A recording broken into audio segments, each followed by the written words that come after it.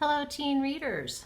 It's Mrs. Maish coming to you from the New Providence Memorial Library. I'm here with a book talk today, and we are going to talk about this brand new book on our shelves titled The Summer We Forgot by Carolyn George. This book would be for fans of all real crime dramas on TV, anyone who's a fan of CSI, Criminal Minds, NCIS, cold cases, anyone who's a fan of the TV series Outer Banks, anyone who likes the books like We Were Liars, One of Us is Lying. So we've got a lot of reasons that I think this is going to be a popular one. So anyway, this book just came out this month. I just finished reading it myself, and I'm a fan. Our book opens up in the summer between junior and senior year of high school. Our main character, Darby Willis, is going to take us through it starts at a party over the summer where she's starting to realize that she's got a lapse in memory, and she cannot remember what happened 2 summers ago when her friend group was intact, when everyone was getting along, before she forgot.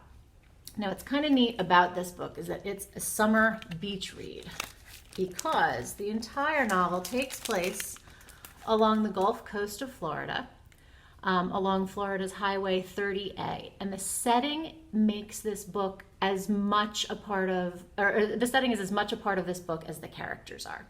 So here we have our 5 main characters: Darby Willis, who's our protagonist, her former best friend Morgan, and possible love interest is a guy that she used to be best friends with from elementary school to middle school. And then again, here's that weird summer where suddenly they forgot things and now they're not friends. They don't really remember why. So now Darby is hanging out with her next best friend, Eliza, and they've kind of lost touch with the other core friend group, people in their friend group, Cyrus and Kip.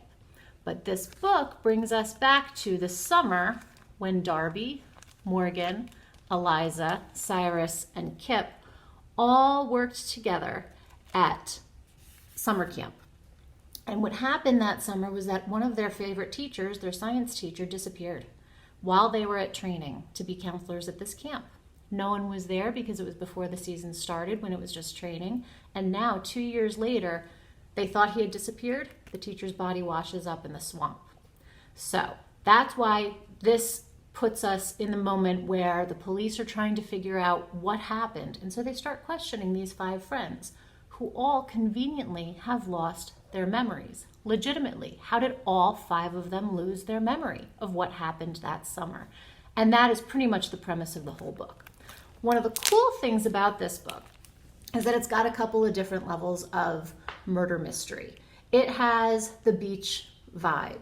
It has the difference between socioeconomic groups of the people who come for the summer season, the rich and famous who come and just stay in the summer, versus our 5 main characters who live there all year and work as locals. It has that element of forgotten memories, and the whole book takes us through our journey to see what really happened in that summer they forgot. And it also has an underlying tone of friendships that were formed, broken, lost, regained, possible love interest, parties, growing up, all that sort of thing. Now, the reason I think this one is going to fly off the shelves is because it has so much in common with a number of other really popular titles in our library. So if you're a fan of the Karen McManus series, One of Us is Lying, that's kind of the whole premise of this book too. We have 5 friends who are trying to remember what happened, and we can't tell which ones actually remember the full picture of what happened that summer, or what people are hiding, or what they've actually suddenly remembered, and the pieces of that story that are coming back. What's neat is that the author, Carolyn George, of The Summer We Forgot, writes in the afterword that she was challenged by friends of hers to write a YA book like The Outer Banks. So where The Outer Banks has the Pogues versus all the rich people, our main characters here in The Summer We Forgot are similar to the Pogues. So these are the local guys. It also has an element of adults who are dabbling in business deals and trying to get money, and what's happened and how does that tie in with the missing teacher. It also has the element of forgotten memories. like in the book We Were Liars. If you're looking for other beachy reads, I highly recommend the summer books in the adult section. Summer Sisters by Judy Blume. Karen White's murder mystery, Recollection of Memories on Folly Beach, The Beach Trees, Memory of Water. And then my final plug for this book, for The Summer We Forgot, is that it also contains an epic playlist at the end of the book.